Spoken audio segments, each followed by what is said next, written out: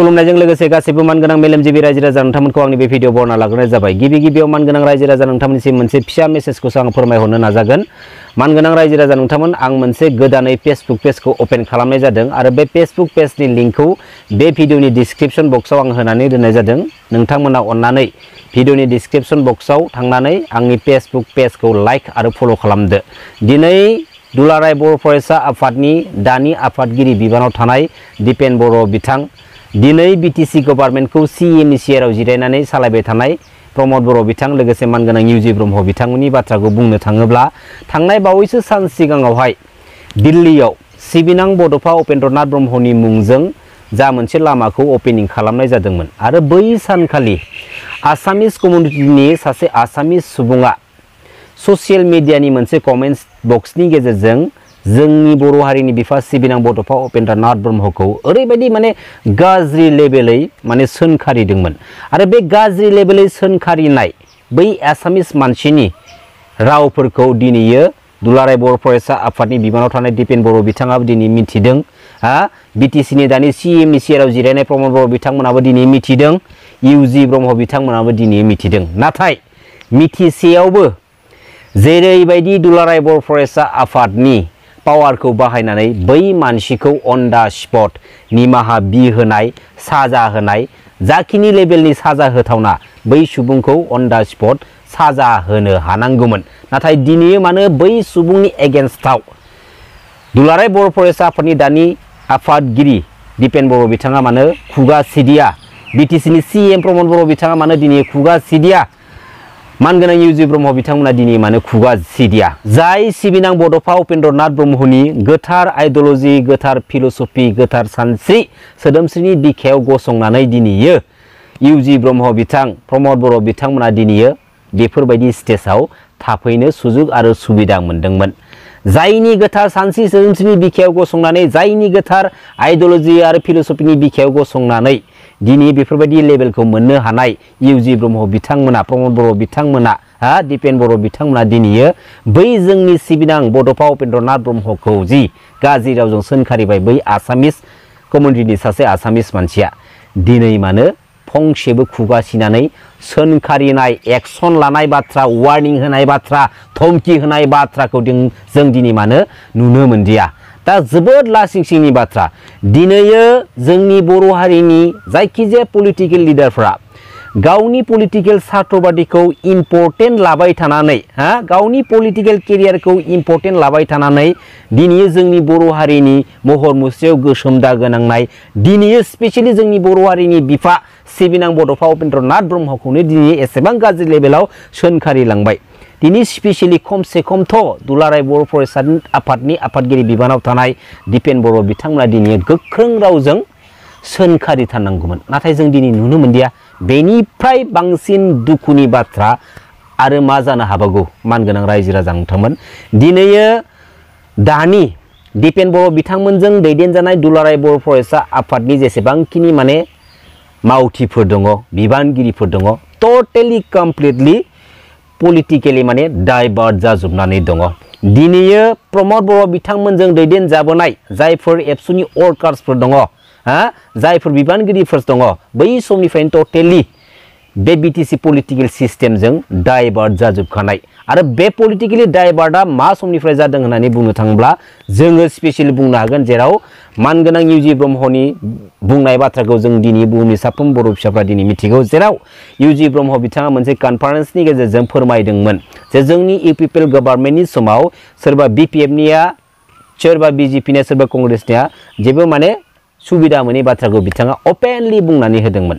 दिनै बुहुमनि साफ्रोमबो बर' फिसाफोरनि बेसेनजोंसो बे पलिटिकेल सिस्टेमाबो मोनफुंनो हानाय। दिनै बुहुमनि साफ्रोमबो बर' फिसाफ्रा गासैबो साफ्रोमबो माने बिहोमा गोनां। दिनैयो नोंसोर दि बे पलिटिकेल प्लेटफर्माव फैखांनायनि उनावहाय गावसोरनि बिमा बिफानि गालांखानाय, आरजिनानै गालांखानाय सम्पतिफोर बायदि गावनि गोसो बायदि बाथ्रा बुंनानै जों रायजो राजानि सिगाङाव फोरमायनानै होबाय थायो।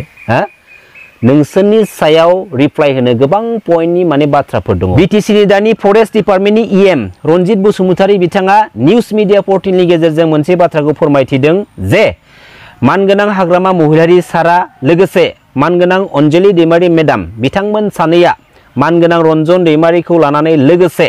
एनडिबि फोरखौ लानानै पलिटिक्स खालामबोदों बा राजनीति खालामबोदों होननानै दिनै मानगोनां हाग्रामा महिलारी सार आरो मानगोनां अनजलि दैमारी मेडाम मोना मानगोनां रन्जन दैमारीखौ लानानै अर्थात मानगोनां एनडिबि ब्रादार्समोनखौ लानानै पलिटिक्स खालामबोदों ना खालामबोआखै बेखौ दिनैनि समाव जों फोरमान मोनाखै नाथाय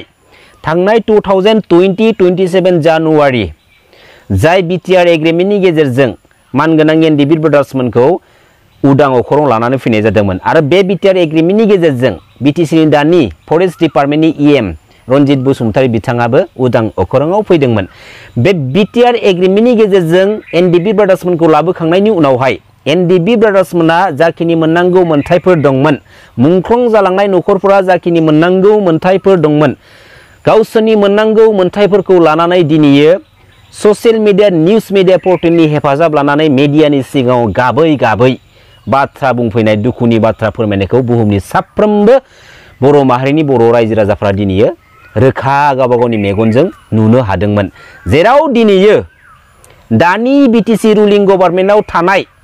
फरेस्ट डिपार्टमेन्टनि इएम रनजित बसुमतारी बिथां बिटिसिनि दानि डिपुटि चिफनि चेयाराव जिरायनाय गोविंद बसुमतारी बिथांमोन सानैयाबो एनडिबि फेमिलिनिफ्रायनो बिलंस खालामो अर्थात बिथांमोनाबो एनडिबि फेमिलिनि साफा साफा गोख्रों दैदेनगिरि मोननांगौ मोनथायखौ लानानैनो दिनै जायफोर मोननो गोनां बिसोरो बेसे दुखुनि बाथ्राखौ फोरमायदों बे बाथ्राया जोबोद सिरियास आरो जोबोद साननो गोनां मानगोनां रायजो राजा नोंथांमोन जेराव दिनै एनडिबि ब्रादार्समोननि बिटिआर एग्रिमेन्टनि गेजेरजोंसो दिनै प्रमद बर' बिथांमोन बायदिया बिटिसिनि सिएमनि चेयाराव जिरायनो खाबु मोनदों दिनै रनजित बसुमतारी बिथां दिनै गोविंद बसुमतारी बिथांमोन थासेयाव माबोरैहाय गावसोरनो आखायाव आइजें लाहोनानै हारिनि थाखाय दावहा नांबोनो सोलोंबोनाय बै एनडिबि ब्रादार्समोनखौ एसेबां अयनाय इनाय अनागिरि नायख्लेंबायनानै दिनै बेसेबां दुखु सातजालानि मोनसे पलिटिकेलि डिभाइड खालामना दोननायखौ जों दिनै नुनो मोनदों दिनै जाय एनडिबि ब्रादार्समोनखौ लानानै बिटिआर एग्रिमेन्टखौ खालामनानै लानानै फैनाय जादोंमोन बै बिटिआर एग्रिमेन्टनि गेजेरजोंनो बिटिसि पलिटिकेल सिस्टेमाव प्रमद बर' बिथांमोना एन्ट्रि मारिनानै रनजित बसुमतारी बिथांमोना एन्ट्रि मारिनानै गोविंद बसुमतारी मोना एन्ट्रि मारिनानै दिनै एनडिबि ब्रादार्समोनखौनो जाय एनडिबि ब्रादार्समोनानोखि बिटिआर एग्रिमेन्टनि गेजेरजों लाना फैजानाय बैसोरखौनो पलिटिकेलि डिभाइड खालामनानै दोनबाय आरो बैसोरनि मोननांगौ मोनथायफोरखौ लानानै पलिटिकेलि इस्यु खालामनानै दिनै डिभाइड खालामनानै दोनबाय अब्ला दिनै मानगोनां एनडिबि ब्रादार्समोनखौ लानानै सोर पलिटिक्स खालामदों बे 5 इयार्सआव सोर पलिटिक्स खालामदों जोंहा माने बुजिनाय गैया जोंहा हमदांथिनो हानाय गोहो गैया नामा दिनै सोरबायदि लिडारा सोरबायदि दैदेनगिरिया जोंनि बर' हारिनि बर' फिसाफोरनि बेसेनखौ फानदों जोंनि बर' हारिनि बर' फिसाफोरखौ बे बिटिसि पलिटिकेल सिस्टेमनि गेजेरजों जाम्बा जाम्बि डिस्ट्रय खालामनो नाजादों जोंनि बर' हारिनि इन्टेलेक्चुएल मेलेमजिबि मास्टार माइन्डेड रायजो राजाफ्रा नोंसोरनि बे पलिटिकेलि भावथिना धावथिखौ दिनै सिरि सिरि नायगासिनो दङ आरो नोंसोरनि बेफोरबायदि थार्ड क्लास लेभेलनि पलिटिकेल धावथिनाफोरखौ बांसिनै बांसिन जाबाय थानायखौ नुयोब्ला जोंनि बर' हारिनि रायजो राजाफ्रा नोंसोरनि सिगाङाव गसंथानानै बाथ्रा बुंनो गोनां बाध्य जानानै फैगोन लोगोसे जोबोद माने मिनिथावना बाथ्रा मानगोनां रायजो राजा नोंथांमोन जेराव मानगोनां हाग्रामा महिलारी सारखौ लानानै ससियेल मिडियानि गेजेरजों मोनसे ट्रेन्डिं सोलिगासिनो दङ जे टाइगार इज बेक दिनै मानगोनां हाग्रामा महिलारी सारखौ मानि थाखाय टाइगार होनदों आरो जेरैबायदि टाइगार बे टाइगारनि रल लानानै बिथाङा दिनै 17 इयार्स बिटिसिखौ सालायबोबाय आरो स्पेशली मानि थाखाय दिनै मानगोनां हाग्रामा महिलारी सारखौ टाइगारजों रुजुदों जेराव बेखौ रुजुनायनि आन्दोनि गुबै बाथ्रायानो जाहैबाय जेराव बिएलटि बर' लिबारेशन टाइगार फोर्स नङा होमबा जेरावनोखि बिसोरो बै आफादनि मुंजोंनो आखायाव आइजें लानानै हारिनि थाखाय दावहा नांनो हाग्रा फारसे थाहैदोंमोन मुङानो बर' लिबारेशन टाइगार फोर्सखा बैजों रुजुनानैसो दिनै मानगोनां हाग्रामा महिलारी सारखौ स्पेशली टाइगार इज बेक आपकामिं 2025 बिटिसि बिसायख'थिनि गेजेरजों टाइगार इज बेक होननानै रुजुनानै ससियेल मिडियायाव ट्रेन्डिं खालामनायखौ जों नुनो मोनगासिनो दङ दिनै मानगोनां हाग्रामा महिलारी सारखौ टाइगार इज बेक होननानै जितु ट्रेन्डिं खालामनानै रुजुनायनि बाथ्रा बुंबाय दं बा पस्टफोर होबाय दङ बैफोर पस्टफोरखौ लानानै इउपिपिएल पार्टिनि प्रमद बर'निफ्राय लानानै जेसेबांखिनि लिडार दं इउपिपिएल पार्टिनि बिसोर माने गासै माने खर'आ माने मा जादों गुलाय गुजाय जाजोबनानै दङ लोगोसे इउपिपिएल पार्टिनि पलिटिकेल लिडारफोरनि माने जेसेबांखिनि सामसागिरिफोर दङ माने बिसोर माने गोबां रोखोमनि गोबां माने बाथ्रा बुंनायखौ जों माने दिनै नुनो मोनगासिनो दं माने जोबोद माने मिनिथावना बाथ्रा आरोना टाइगार को टाइगार होना माथो बुंगोन हो दिनैयो बै मुसलपुरनि मा नाम बिबो इएम खोमा ना सोरबा सोरबा मा होनोमोनथाय बेखौ मा माबा गोसोम होनोमोनलाय माबा राकेश ब्रह्म ना बिबो माने मा गोदाव सोराव बाथ्रा बुंनायखौ जों दिनै नुनो मोन्दों आरो टाइगारखौ टाइगार बुंखागोन ना होमबा दिनैयो मानगोनां हाग्रामा महिलारि सारा गावनि बै 17 इयार्स बिटिसि गभर्नमेन्ट दैदेननायनि समाव जानो हागौ बबेबा मोनसे पलिटिकेल पार्टिजों आखाइ गोरोबनानै बिथाङा गावनि नखरनि पलिटिकेल सिस्टेमखौ दैदेनदों नाथाय गावनि नखरनि पलिटिकेल सिस्टेमखौ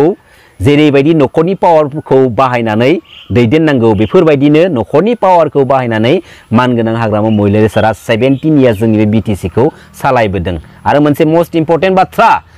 जेब्ला समाव मानगोनां हाग्रामा महिलारि सारा 17 इयार्स बिटिसि गभर्नमेन्टखौ सालायबोदोंमोन रावबो आदार्स पलिटिकेल पार्टिनि मास्टार माइन्डेड लिडारफ्रा बे जोंनि बिटिसि पलिटिकेल सिस्टेमाव नाजाब्लाबो एन्ट्रि मारिनो हायाखैमोन बे बाथ्राखौ खिन्थु गोसोआव लाखि नाथाय प्रमद बर' बिथाङा दिनैयो सिबिनां बड'फा उपेन्द्रनाथ ब्रह्मनि गोथार आइडिय'लजि फिल'सफिनि बिखायाव गसंनानै बेसेबांबा हारि सेन्टिमेन्टेल बाथ्रा लाखिबोनानै दिनै सा ससेयाव बिटिसि पलिटिकेल सिस्टेमाव एन्ट्रि मारिफैदों दिनै प्रमद बर' बिटिसि पलिटिकेल सिस्टेमाव एन्ट्रि मारिफैनाय लोगो लोगोनो नाय लायेन एन्जर सिखायाबो हाबफैदों नेवलायाबो हाबफैदों सियालाबो हाबफैबाय दिनै जोंनि न'आव नायदो आरो मानगोनां बिएलटि ब्रादार्स मोननि बिटिसि पिस एकर्डनि गेजेरजों मोनबोनाय जा एडमिनिस्ट्रेटिभ जाखिनि गोहो पावारफोर दंमोन बैफोरखौबो प्रमद बर' बिथांमोन बायदि लेखा गोरों ब्रेन गोनां बे लिडारफोरा दिनैयो बिटिआर एग्रिमेन्टनि गेजेरजों फाननानै बान्था मोनबोदों आरो बे बान्थाया जाहैबाय स्पेसियेलि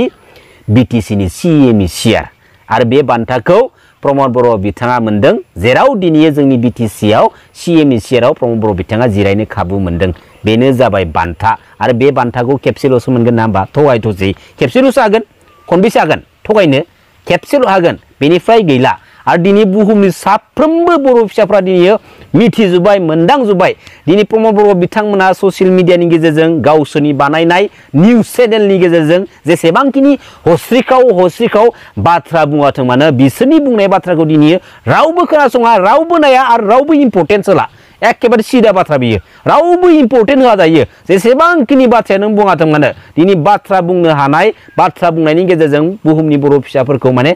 मा बुजायनो हानायनि बेसोरा माने कुनु मोनसे लामायानो गैला सिदा बाथ्राखा दिनै मोनसेल' सोंथिया बेरखाङो न'आव थाखानाय मुवा बेसादफोरखौ गुबुननो फाननानै मा मोनखो बिलाय मा मोनखो सिट पावार आरो बेराफारसेथिं मा बेसेन रां सिट पावारबो मोनबाय रांबो मोनबाय बेनोल' सिमाङा दा दिनै जों मोनसे बाथ्राखौ सावरायनो हायो बै गारबोनाय मोनसे समाव दुलाराय बर' फरायसा आफादनि बिबानखौ सोरनोबा होनो नागिरोबा सोरनोबा जासियोबा हैद आंनो नाङालै हैद आं लायालै बेफोरबायदि एरायनानै गोजान जानानै थाग्रामोन नाथाय दा समाव दुलाराय बर' फरायसा आफादनि बिबानखौ मोननो थाखाय सेख'लायो आन्दो नांलायलायो आन्दो धमकि होलायनाय जायो मोनसे बिबानखौ मोननो थाखायनो अब्ला नायदो दुलाराय बर' फरायसा आफादनि दा समनि थासारिया मा जानानै दङ सिङाव आन्दोयै अब्ला दिनै सिबिनां बड'फा उपेन्द्रनाथ ब्रह्मनि गोथार फिल'सफि गोथार आइडिय'लजि गोथार सानस्रि सोदोमस्रिया दिनै थेर बेथेर जागोन ना जायाखै आरो थेर बेथेर सोर खालामखो जोंनि बर' हारिनि बेसेनखौ फानखुमाग्रा जोंनि बर' हारिनि गोथार महर मुस्रिखौ फाननानै आन्दोआव बेसेन लाग्रा बैफोरबायदि गुनजेत आखु लिडारनि थाखाय दिनै सिबिनां बड'फा उपेन्द्रनाथ ब्रह्मनि गोथार आइडिय'लजि गोथार फिल'सफि गोथार सानस्रि सोदोमस्रिया दिनै गोसोम दा गोनांबाय मानगोनां रायजो राजा नोंथांमोन फैबाय थानाय समाव बुहुमनि मानगोनां रायजो राजा नोंथांमोन गासैबो साग्रिद जा इउनाइटेड जा बर' हारिखौ जों बयबो नों आंजों इउनाइटेड जानानै जोङो गोजौ फारसे जोङो जाफुंसार खालामनांगोन लोगोसे जोंनि बर' हारिनि आद्रा जानानै थानाय सिमां थांखि सेपारेट स्टेट बड'लेण्ड दिनै नङा गाबोनाव जों बुहुमनि साफ्रोमबो बर' फिसाफ्रा इउनाइटेड जानानै जोङो जाफुंसार खालामनांगोन आरो बे बिटिसि पलिटिकेल सिस्टेमनि पलिटिकेल माखासे बाथ्राफोरखौ लानानै जों गावजों गावनि गेजेराव एना एनि जानाङा आरो पलिटिकेल लिडारफोरनि पलिटिकेल डायलगफोरखौ लानानै सिरियास लानाङा खुलुमबाय जै बर' हारिनि जै बर' बिमानि।